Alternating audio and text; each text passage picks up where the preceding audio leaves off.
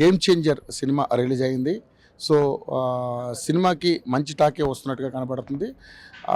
గత అనుభవాల దృష్ట్యా, ఎందుకంటే మొన్న జరిగినటువంటి పుష్ప 2 సినిమాకి రిలీజ్కి జరిగినటువంటి అంశాన్ని దృష్టిలో పెట్టుకుని ఎక్కడ కూడా పెద్దగా హడావిడి ఎక్కడ కనపడకుండా థియేటర్ యాజమాన్యం కూడా చాలా జాగ్రత్తగా మెయింటైన్ చేసుకుంటూ వస్తూ ఉంది. సో ఈరోజు గేమ్ చేంజర్ సినిమా రిలీజ్ అయింది.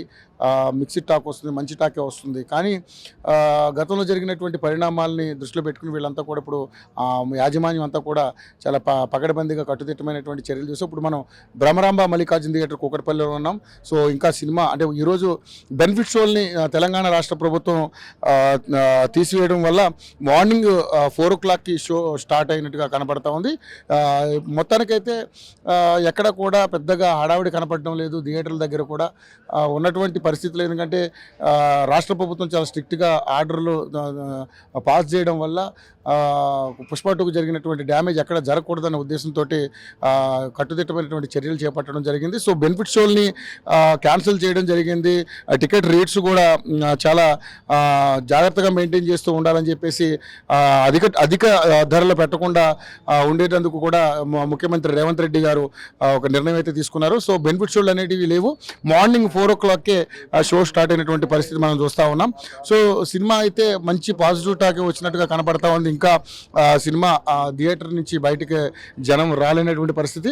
థియేటర్ దగ్గర కూడా పెద్దగా హడావుడి ఏమి కాకుండా, హంగామా ఏమి సృష్టించకుండా ఫ్యాన్స్ చాలా జాగ్రత్తగా సినిమా చూసి వెళ్ళే విధంగా చర్యలు తీసుకున్నటువంటి పరిస్థితి కనపడతా ఉంది.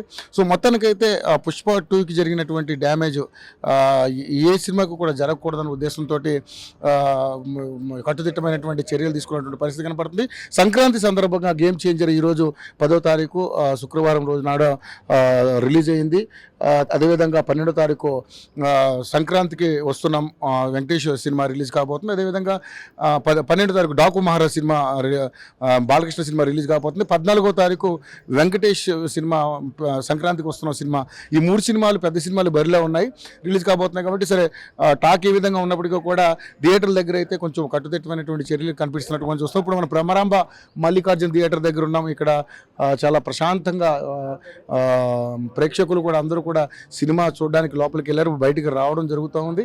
సో సినిమాని చాలా సినిమాలాగా ఎంజాయ్ చేస్తూ బయటకు వచ్చే పరిస్థితి కనపడతా ఉంది. సో మొత్తంగా చూసుకుంటే పుష్ప 2కి జరిగినటువంటి డ్యామేజ్ మరి ఏ థియేటర్ దగ్గర కూడా జరగడానికి లేకుండా చూస్తా ఉన్నాం. అదే ఈరోజు నిన్న తిరుపతిలో జరిగినటువంటి తొక్కిసలాట్ని, అదేవిధంగా మన సంజయ్ థియేటర్ దగ్గర జరిగినటువంటి తొక్కిసలాట్ని దృష్టిలో పెట్టుకుని జనం కూడా కాస్త దీని గురించి ఆలోచిస్తున్నట్టుగా కూడా కనపడతా ఉంది. సో ఓవరాల్గా చూసుకుంటే గేమ్ చేంజర్ సినిమాకి మంచి ఆదరణ లభించినట్టుగా కనపడతా ఉంది. సో మొత్తం చూస్తున్నప్పుడు థియేటర్ నుంచి బయటకు వచ్చే పరిస్థితి ఆల్రెడీ టైం అయింది. థియేటర్ నుంచి బయటకు వచ్చే అవకాశాలు ఎక్కువ కనపడతా ఉన్నాయి. సో మరి ప్రజలు, ప్రేక్షకులు ఎవరైతే ఫ్యాన్స్ మరి వాళ్ళు ఏం చెప్తారో వాళ్ళ మాటలో కూడా తెలుసుకునే ప్రయత్నం చేద్దాం. మూవీ అంటే అన్న ఇప్పుడు మన ఆంధ్రప్రదేశ్ లో పవన్ కళ్యాణ్ గారు ఎలా గేమ్ చేంజర్, ఈ మూవీలో రామ్ చరణ్ గారు అలా గేమ్ చేంజర్, సూర్య గారు యాక్టింగ్ చూపించారు. ఒకటి ఏంటంటే ఒక చదువుకున్న స్టూడెంట్ తను చేసే జాబ్ ని ఎంత పర్ఫెక్ట్ గా చేయాలనేది ఈ సినిమాలో రామ్ చరణ్ గారు ప్లే చేశారు. ఇంకొకటి ఏంటంటే ఒక మధ్యతరగతి స్టూడెంట్ ఒక జాబ్ సంపాదించుకొని మన ఒక గేమ్ చేంజర్ లా, అంటే ఇప్పుడు ఒక రాజకీయ నాయకుడు ఏంటంటే ఇప్పుడు కరప్షన్ కి వస్తున్నారు, ఒక 5 సంవత్సరాలు ఉంటాడు అంటే ఒక సిన్సియర్ ఆఫీసర్ వచ్చి అటువంటి అంటే వాళ్ళు చేస్తున్న అక్రమాలన్నీ నార్మల్ ఏంటంటే వాళ్ళు చేస్తున్న అక్రమాలన్నీ అరికట్టాడు. సో ఈ మూవీలో ఏంటంటే మెయిన్ గా రామ్ చరణ్ చూపించింది ఒక జాబ్ చేసే ఒక వ్యక్తి